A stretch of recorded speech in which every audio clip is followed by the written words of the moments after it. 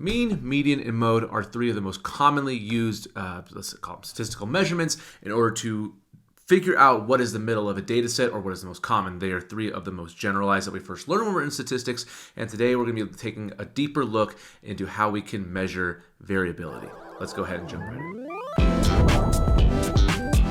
All right, so here is just a very simple table of the pros and cons of mode, mean, and median. Rather than have me just kind of read them out, go ahead and pause the video and take notes on this, as I highly recommend you do, because there's some great information in here. But with that being said, I'll go ahead and move on to the next slide. But again, feel free to pause that and take notes on that one. When we're talking about measures of dispersion, there's a few other additional terms that we want to introduce. One is the range. What the range is going to give you is, hey, it's basically telling you how far apart are the maximum and the minimum values in a given data set. And how do you find that? Well, this is actually luckily one of the easiest ones to do. You just subtract the smallest number from the largest number. So if you rank order these values in a data set, you take the largest value minus the smallest value, boom, there's your range. A very simple calculation. Then we have something called the interquartile range, and that's going to be very helpful coming up when we are determining how to find outliers. So when the data values are arranged in order, the lower quartile point is at the 25th percentile and the upper quartile data point is at the 75th percentile. So what that means is that the lower quartile is at a point where 25% of the values are below that value or below that point. That's what a percentile means. And so if you are now in quartile 3, it means that 75% of the data points are below that value. So that's why when you're looking at maybe like SAT scores and admissions to like, let's say, like a top university program or something, they may want your SAT score, they may want your GMAT score, whatever it happens to be, in the 98th percentile. That means that that score is above 98% of other scores. That's what a percentile means. And then lastly, we are given standard deviation, and we'll also go over variance in just a second. So the standard deviation, which is also given by sigma x, especially in the TI Inspire calculator, that is the Greek letter sigma, and it gives an idea of how the data values are spread in relation to the mean. So it basically is telling you how far apart on average are the values from the average, which kind of sounds like a definition within a definition, but it's just telling you how spread out they are across the mean. So if it was really tight, you'd have a low standard deviation, and if they're really spread out around the middle, then you'd have a very high standard deviation. Okay.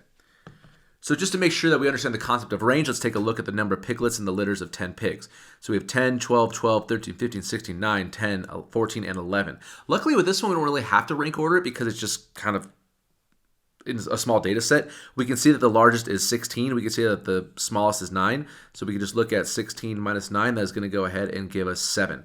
That is our range. That's the answer. So let's figure out how to calculate the interquartile range as well as quartile 1 and quartile 3. Okay, so we know that the interquartile range from our definition given is we take the upper quartile, aka the 75th percentile, and we subtract it from the lower quartile at the 25th percentile. And when the data values are all arranged in order, the lower quartile, I've already explained that. So the interquartile range is another method of interpreting the spread of data. It's more reliable than range because it's not affected by outliers. So if you think about outliers on the outside, kind of like below, like almost at the 1 percentile or below, or the 99th percentile and above, you're taking in a little bit more of a centric measurement between the 75th and the 25th percentile. So you're not being affected by extreme values, which may result from error. So let's take a look at scores on a biology exam out of 100. So these are kind of percentages arranged in order. Thank goodness.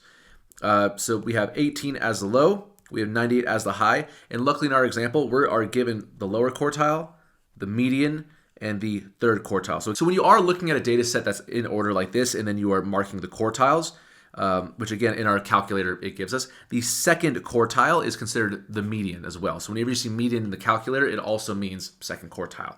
So we have 46 as Q1, we have 62 as Q2, and here as Q3. But how about how to find those positions? Let's take a look. So let's think about how we can find this as a general formula, because obviously we're given to it.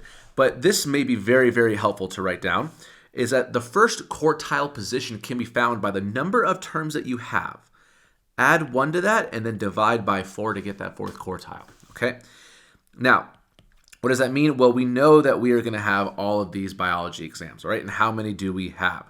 Well, we have 1, 2, 3, 4, 5, 6, 7, 8, 9, 10, 11, 12, 13, 14, 15, 16, 17, 18, 19, 20, 21, 22, 3.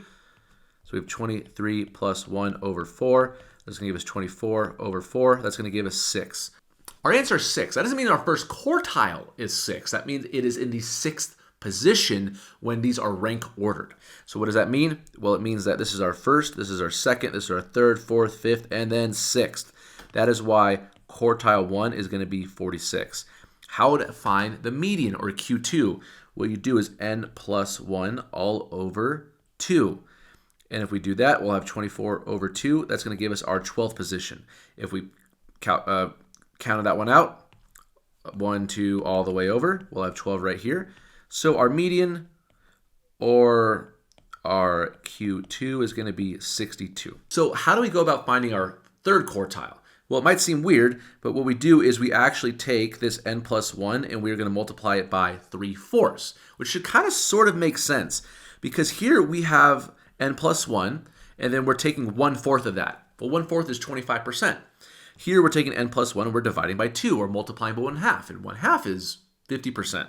And here we have n plus 1 and we're multiplying by 3/4, and 3 over 4 is 75%. So that should hopefully make a little bit of sense. Now, we're going to have 3 times 24 all over 4. I know that that is going to give me, let's see here, 3 times 6. That is going to give me 18. So my 18th position is going to be quartile 3. So again, 1, 2, 3, all the way over. I'll find my 18th position is at 78. So quartile 3 is at 78. Now that we know that, I can actually find out what my interquartile range is. So again, what that is Q3 minus Q1. So I'm going to take 78 and I'm going to subtract 46. And what is that going to give me? That gives me my interquartile range of 32, which is going to be really helpful as we progress through our statistics unit.